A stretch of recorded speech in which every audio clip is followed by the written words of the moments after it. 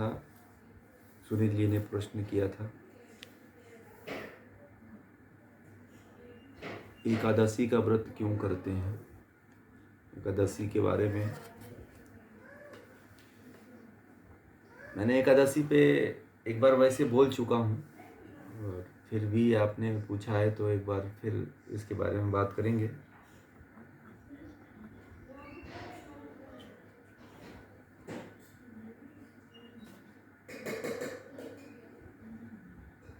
अच्छा अच्छा अच्छा अच्छा अच्छा अच्छा, आज गए थे आप?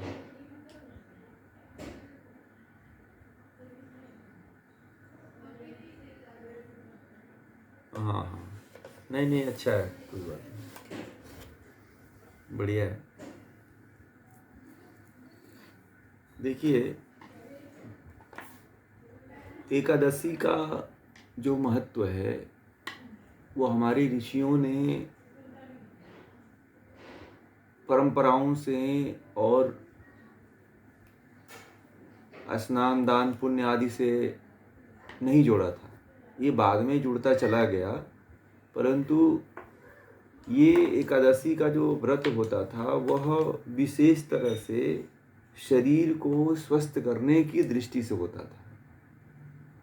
इसका एक सबसे बड़ा वैज्ञानिक कारण ये होता है कि एकादशी का व्रत इसलिए किया जाता है कि इस दिन जो है शरीर को जितना आप रिलैक्स दे सकते हैं, क्योंकि इस दिन ग्रहों में बहुत काफ़ी हलचल होते हैं, और ग्रहों की हलचल के फलस्वरूप जो है हमारे आहार पे बहुत बड़ा इसका प्रभाव पड़ता है।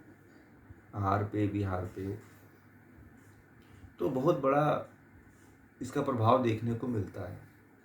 इस दृष्टि से यदि इस दिन कुछ ऋषियों ने, कुछ लोगों ने ऐसा प्रयोग किया कि इस दिन अगर हम भोजन ही ना करें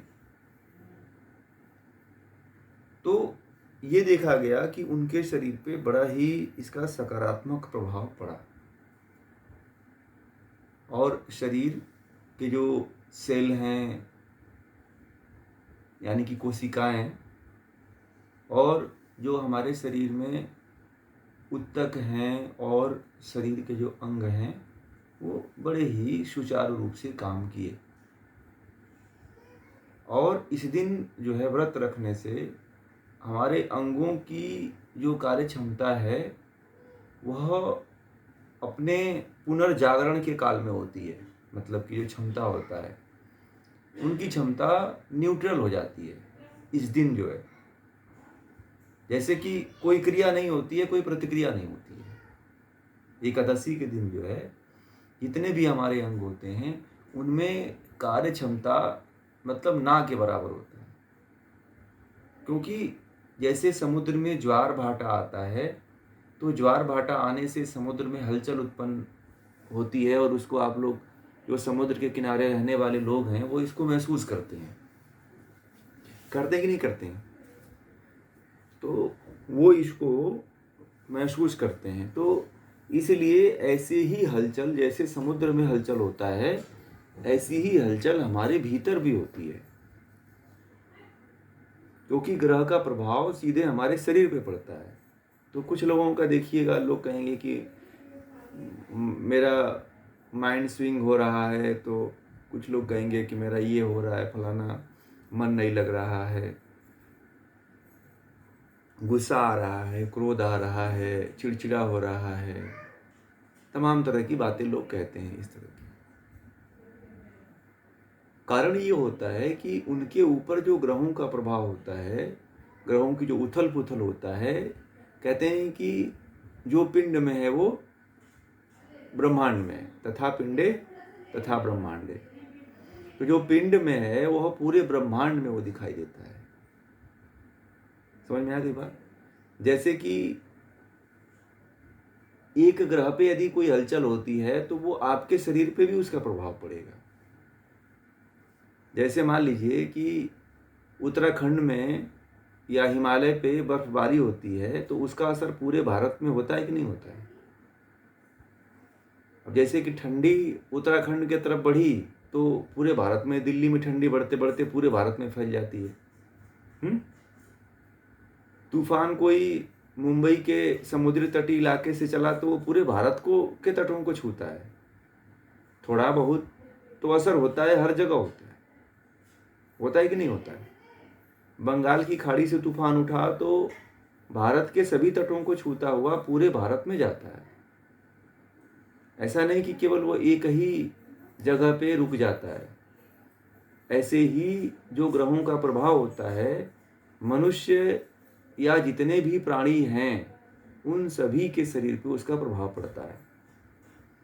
इसीलिए उस समय के जो वैद्य हुआ करते थे, जो आचार्य हुआ करते थे आयुर्वेद के, उन्होंने उस दिन जो है जिनको ज़्यादा समस्याएं हुआ करती थी, बीमारियों का, रोगों का, या सभी लोग व्रत नहीं करते थे, तो जो ज़्यादा ग्रसित थे रोगों से, बीमारियों से, उनका सही स्थिति उनकी नहीं रह पाती थी, तो उनको जो है उस दिन जो है अन्न रहित रहने का जो है प्रावधान बनाया कि आप अन्न उस दिन मत खाओ। ठीक है। तो तरह तरह की एकादशियां हैं कि मतलब इस एकादशी को ये मत करना, इस एकादशी को ये मत करना, इस दिन ये मत करना, ये मत खाना, ऐसे मत करना। तो ऐसा एक नियम बना दिया गया, इसी कारण बना दिया गया कि उस दिन पे उस ग्रह का कितना प्रभाव पड़ता है, उसके अनुसार जो है इसकी वैज्ञानिकता को इसके साथ जोड़ दिया गया। और जोड़ने के बाद वही जो है लोगों ने इसको धर्म के साथ जोड़ा। यदि हम यहाँ पे धर्म को जोड़ देते हैं तो इसमें भगवान की भी जो है पूजा उपासना होती रहेगी, है ना। तो हमारे देश के लोगों ने कोई भी अपने धर्म की क्रियाकलाप को जो है शरीर से जुड़े हुए क्रियाकलापों को धर्म से भी जोड़ा है कि यदि शरीर, क्योंकि उस समय बड़े धार्मिक लोग हुआ करते थे, ठीक है, पहले के लोग जो है धर्म पे बहुत अटल विश्वास करते थे, इस कारण जो है हर चीज़ें जो है धर्म से जोड़ दी गई। परंतु आज पुनः से आज इतनी समस्याएं खड़ी हो गई हैं कि आज समय ऐसा आ गया है कि हमें पुनः से शरीर वाली स्थिति लोगों के सामने रखनी पड़ेगी, क्योंकि सबसे बड़ी बीमारियां जो हैं शरीर की है ना। आजकल के समय में सबसे बड़ी समस्या शरीर और मन की है। तो जब शरीर और मन की है तो हमें शरीर और मन से संबंधित करके इनको लोगों के बीच में रखना चाहिए। हम कहेंगे कि आप विष्णु देव की पूजा करो, भगवान विष्णु प्रसन्न होते हैं, ये देवता प्रसन्न होते हैं, तो लोग इसको बड़ा कटते हैं, इससे लोग भगते हैं इससे, ठीक है। उनको ये विश्वास नहीं होता है कि ये क्या वास्तविकता है, क्या बात कर रहे हैं। तो भूखे मार रहे हैं और दूसरे कर रहे हैं कि कह रहे हैं कि कृपा होगी। तो कुछ ऐसा नहीं होने वाला है। आज का युवा पीढ़ी इसको मानने के लिए तैयार ही नहीं होता है। जो आप कहते हो कि आप व्रत रहो, स्नान करो, दान करो, पुण्य करो, तो नहीं मानेगा। आपको इसके मूल से जाना पड़ेगा, क्योंकि ये जो व्रत प्रारंभ किया गया था वो शरीर की दृष्टि से ही किया गया था। ये व्रत का प्रारंभ हुआ है वह शरीर को देखते हुए ही किया गया था और शरीर के लिए ही किया गया था, और हम लोगों ने उसको दूसरे दृष्टि से देखने लगे।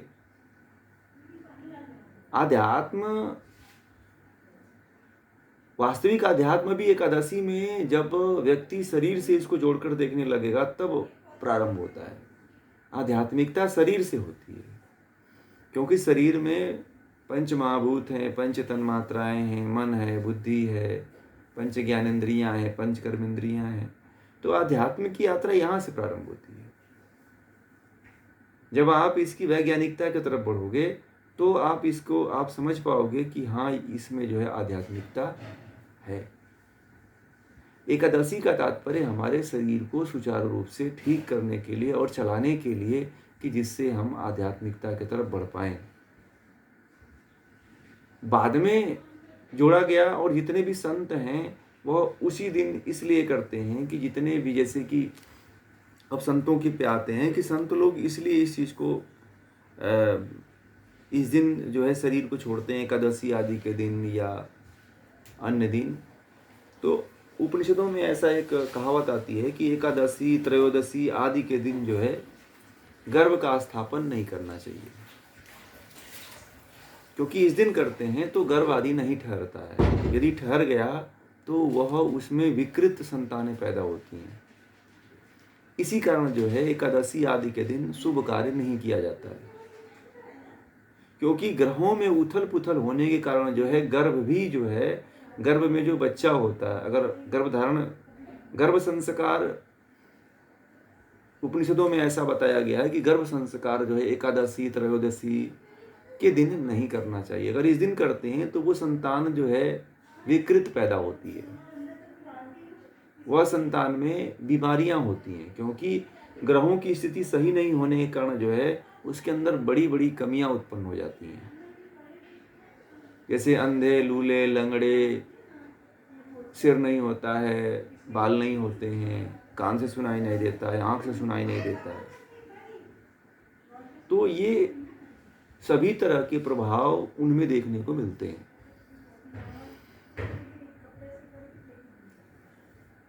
इस दिन जो है ग्रहों पे विशेष हलचल होती है। मैंने बताया ना, एक ही बात आपको कहा कि ग्रहों की स्थिति जो होती है वो न्यूट्रल की स्थिति होती है। मनुष्य का जो अंग प्रत्यंग होता है वह जो है न्यूट्रल की अवस्था में होता है।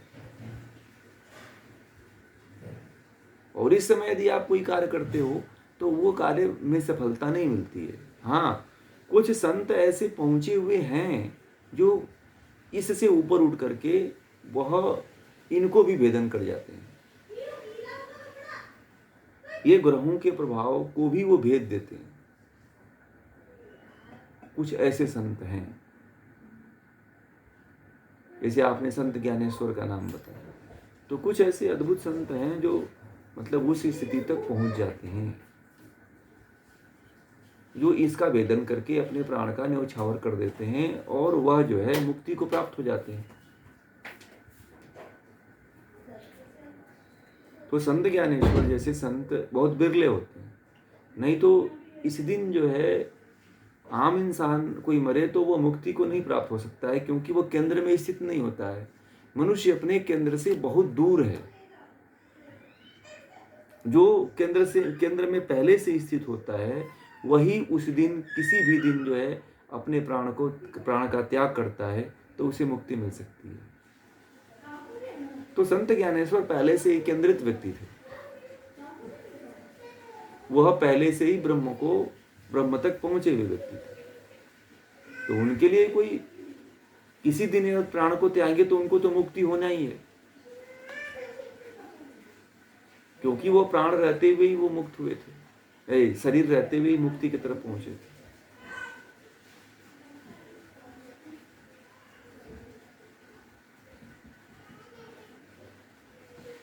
इसीलिए जो है एकादशी के दिन, अमावस्या के दिन, पूर्णिमा के दिन, त्रयोदशी के दिन एक तो गर्भ नहीं स्थापित करना चाहिए और उस दिन कोई शुभ कार्य नहीं करना चाहिए, क्योंकि ग्रहों की स्थिति जो है इन दिनों में बड़े डामाडोल होती है और इसका प्रभाव जो है हमारे एक एक सेल से लेकर के एक एक डीएनए तक होता है। इसका प्रभाव जो है, ग्रहों का प्रभाव जो है डीएनए तक होता है। सेल का मतलब डीएनए तक पहुंच गया जाइए और उसको तक को प्रभावित करती है। जो कुछ एकादशियों में क्या खाया जाना चाहिए, क्या नहीं खाना चाहिए, इसका भी प्रावधान है कि कौन सा ग्रह का प्रभाव बढ़ता है तो उस दिन कौन सी चीजें नहीं खाना चाहिए। ये भी आप लोगों ने सुना है कि नहीं सुना है? एकादशी का व्रत जो करते हैं उनको पता है कि कौन सी एकादशी में क्या नहीं खाना चाहिए। कोई निर्जला है तो कोई है ना, कामदा एकादशी है तो कोई पुत्रदा एकादशी है। तो इस तरह से उसमें खाने का और रहने का एक अलग अलग नियम है। तो उस नियम के अनुसार यदि आप उसका पालन करते हैं तो आपके शरीर पे उसका प्रभाव देखने को मिलता है। ठीक है, शरीर के प्रभाव को यदि समझना है तो फिर आपको ये चीज ध्यान में रखना पड़ेगा। ये पूरी वैज्ञानिकता हमारे शरीर से है। मैं कल बताया था कि अध्यात्म है तभी तक है जब तक शरीर है। और अध्यात्म का प्रारंभ जो है शरीर से होने वाला है। ये जितने आडंबर है आने वाले समय में ये अपने आप नष्ट हो जाएंगे, दुनिया इसे एक्सेप्ट ही नहीं करेगी। एकादशी का पूरा विज्ञान जो है शरीर से है और मन से है। देखिएगा, एकादशी के दिन जो व्रत करता है व्यक्ति, पूरे 15 दिन उसके शरीर मन में कोई ऐसे विचार भाव नहीं आते हैं जिससे कि वह उसको प्रभावित करे। परंतु जो व्यक्ति एकादशी का व्रत नहीं करता है, देखिएगा 15 दिन जो है वह डामाडोल की स्थिति में होता है, विचलित होता है, वो भ्रम में होता है, शोक में होता है, चिंता में होता है, तनाव में होता है, डिप्रेशन में होता है।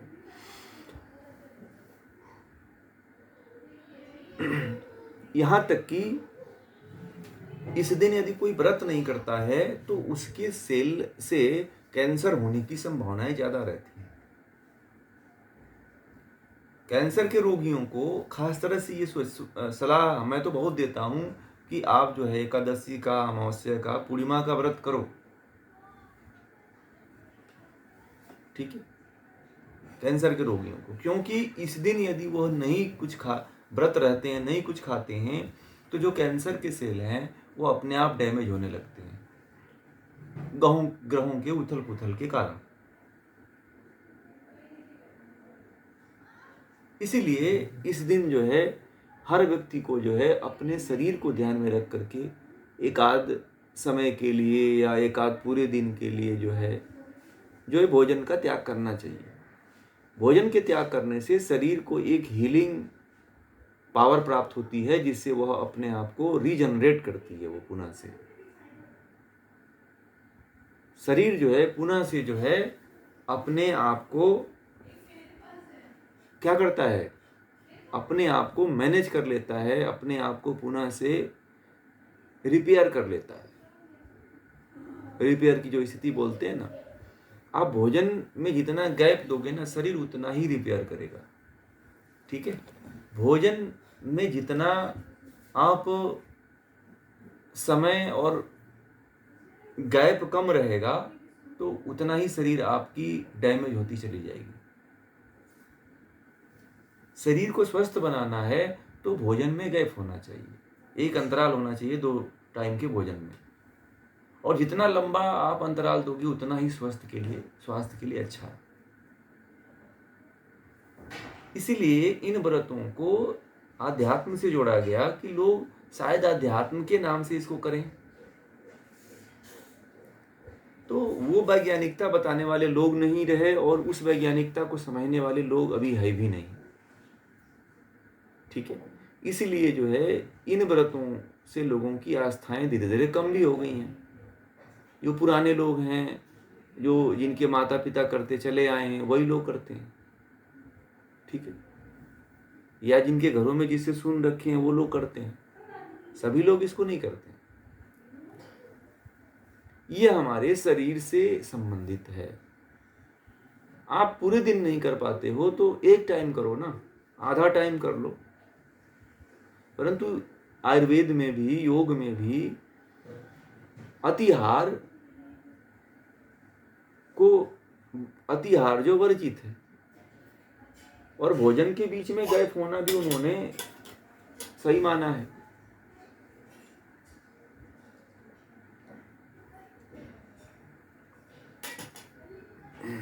इसलिए जो है आप सभी को ये ध्यान में रखना चाहिए कि एकादशी का व्रत हमारे शरीर के लिए, न कि हम धर्म से उसको जोड़ करके देखेंगे तो आज के समय में वो परंपरा नष्ट हो जाएगी।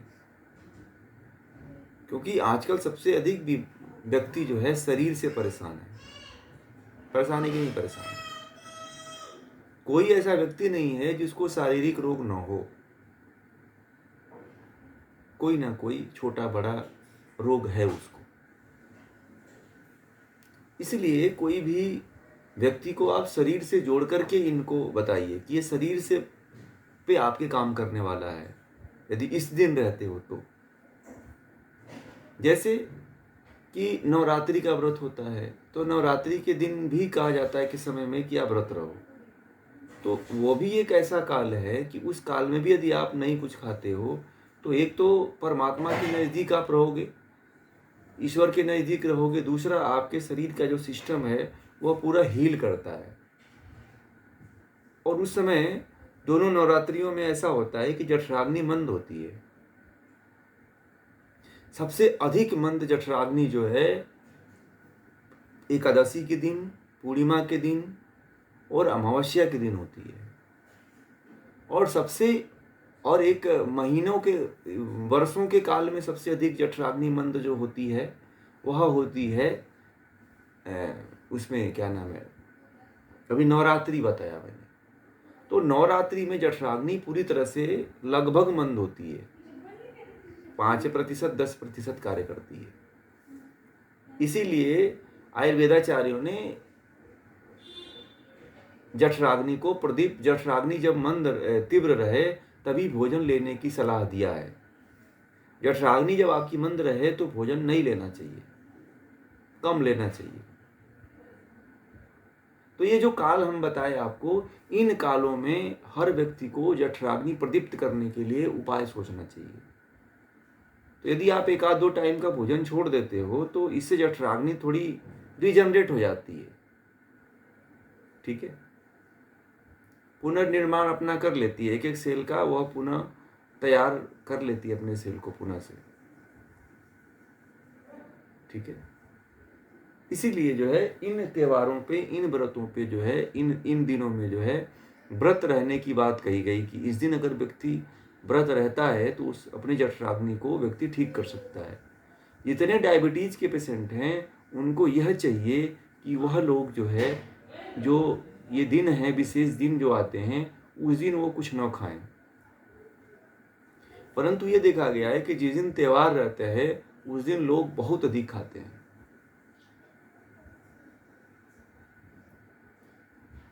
और जो बीमार लोग हैं उनके लिए तो खास तरह से ये ध्यान देना चाहिए। बड़े बड़े रोगों को आप इन दिनों में ठीक कर सकते हो।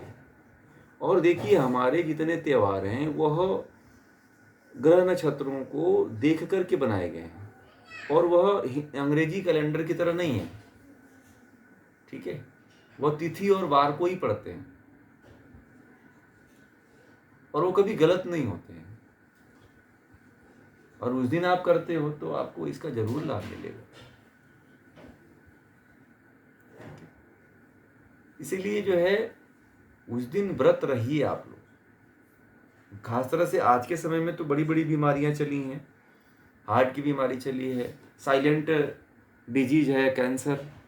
तो कैंसर आदि से भी बचने के लिए आप एक दिन जो है, कोई भी दिन आप चुन सकते हो, एकादशी हो, पूर्णिमा हो, अमावस्या हो, तो उस दिन आप व्रत रह सकते हैं। अपने शरीर के लिए तो रहिए, बाकी धर्म की तो बात बाद में आती है। हाँ, नहीं, पानी पीना चाहिए, पीना चाहिए, पानी पीजिए, पानी नहीं छोड़ना चाहिए, क्योंकि आंतें तो अपना कार्य करेगी ना, आंतें तो अपना कार्य करेगी तो उसको तो देना पड़ेगा, पानी देना पड़ेगा। पानी नहीं दे सकते हैं तो फलाहार दे दीजिए। मतलब आप शरीर के सिस्टम के साथ एकाएक रुकावट मत करिए, नहीं तो हाइपर एसिडिटी पैदा हो जाती है।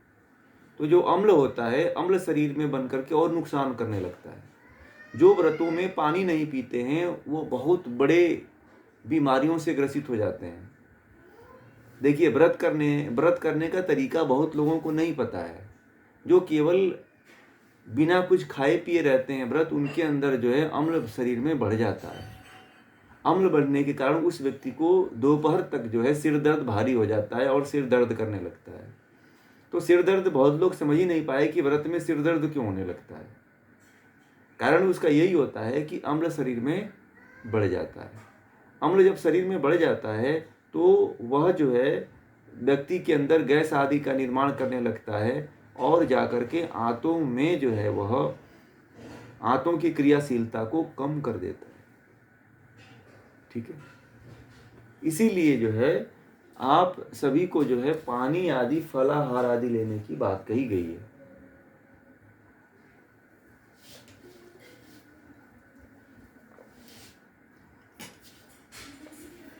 और पानी आदि तो पीना ही चाहिए। पानी नहीं पीते हैं तो अम्लता बढ़ेगी शरीर के अंदर। वैसे भी शरीर में अम्ल है, पानी पिएंगे तो क्षारीय कर देगा। तो फल आदि खाने का प्रावधान इसलिए जोड़ दिया गया कि क्षारीयता की जरूरत होती है। ठीक है, कि शरीर में क्षार बने। तो आप जूस ले सकते हो फलों के, है ना। तो लिक्विड रूप में कोई भी पदार्थ लेंगे तो शरीर की क्षारीयता बनी रहती है। ठीक है, हमारे शरीर में अगर शरीर को सही रूप से चलाना है तो 40% अम्ल होना चाहिए और 60% क्षार होना चाहिए। अगर लंबी उम्र जीना है व्यक्ति को तो यह कंसेप्ट को याद कर लीजिए कि अपने शरीर में क्षारीयता को बनाए रखिए। हाँ, एल्केलाइन और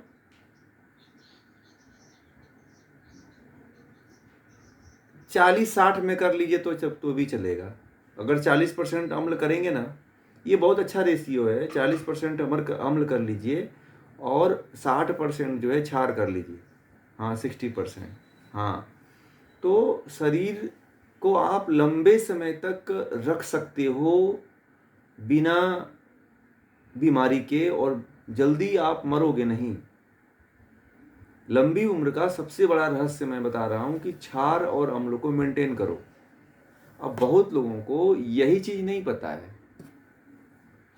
वो खाना खाते हैं या व्रत रहते हैं, तो बहुत लोगों को व्रत ही करना नहीं आता है। लोगों ने सुन रखा है कि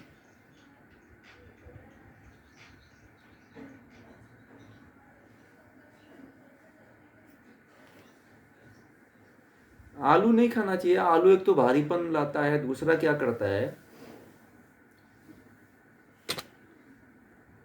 साबूदाना भी जमीकंद से ही पैदा होता है, वो भी जमीन का ही है, आलू की तरह ही एक प्रजाति का वो भी है। तो उसको भी नहीं खाना चाहिए। उसमें आप क्या करिए कि जो क्षारीय ज़्यादा, जैसे कि फल है ना, फल है, सब्जी खा लीजिए, पत्ते खा लीजिए, तो ये सारे के सारे क्षारीय होते हैं। इन हाँ, नींबू पानी भी सही है, क्लीनिंग भी करता है। हाँ, संतरा भी आप खा सकते हो, मौसम्बी भी ले सकते हो। ये सबसे अच्छे चीज़ें हैं जो लेने में काम आती है। संतरा और मौसम्बी का रस सबसे बेस्ट है। ठीक है, अगर लेना चाहते हैं उसमें तो ये शरीर के स्वास्थ्य के लिए बहुत ही अच्छा होता है। तो इसलिए जो है हर व्यक्ति को जो है व्रत में ऐसे नहीं करना चाहिए कि अगर जिस व्यक्ति को ज़्यादा गैस आदि बनती है उस व्यक्ति को बहुत लंबे समय तक खाली नहीं रहना चाहिए।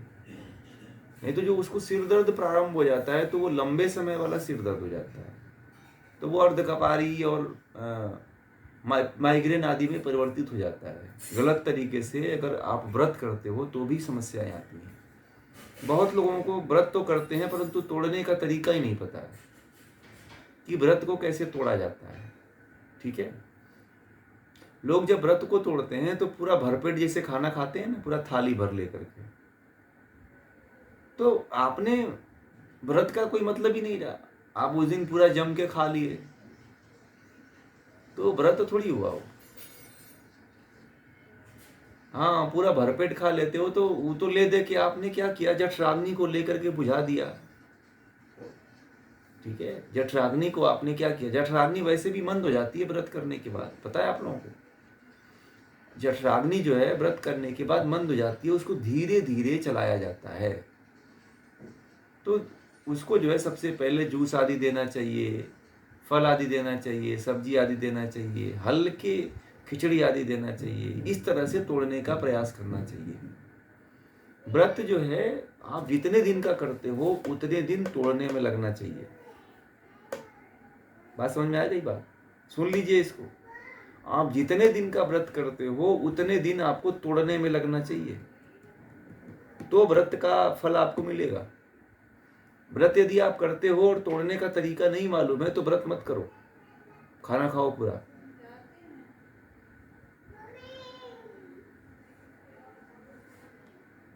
व्रत ऐसा नहीं कि व्रत किए और खूब जा करके छोले भटूरे खा रहे हैं, समोसा कचौड़ी खूब दबा रहे हैं, होटल में जाके खाना खा रहे हैं। बहुत बड़ा नुकसान होगा, बहुत बड़ा।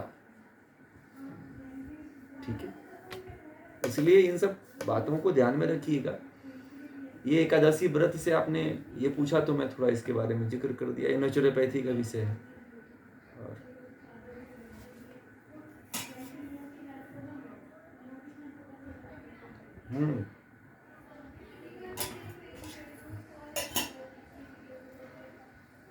वो दूसरे दिन खाना नहीं करना चाहिए। आपको तोड़ने का तरीका सही पता होना चाहिए। आपको एक टाइम जो है केवल जूस आदि पे रहना चाहिए, दूसरे टाइम पे खिचड़ी आदि पे, फल पे रहना चाहिए, तीसरे टाइम में जाकर के अन्न खाना चाहिए। ठीक है, व्रत तोड़ने का तरीका ये होता है, परंतु लोगों को पता ही नहीं है।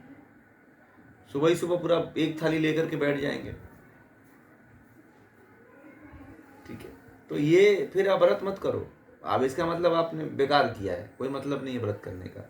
व्रत का प्रावधान शरीर के लिए है। व्रत आप कर रहे हो तो भगवान जी थोड़ी प्रसन्न होंगे। कुछ लोग कहते हैं कि मैंने इनके लिए व्रत किया है, कोई कहता है हनुमान जी के लिए किया है, कोई कहता है कि विष्णु जी के लिए किया है, कोई कहता है कि मैं अच्छी शादी होने के लिए कर रहा हूँ। करते हैं कि नहीं करते हैं लोग?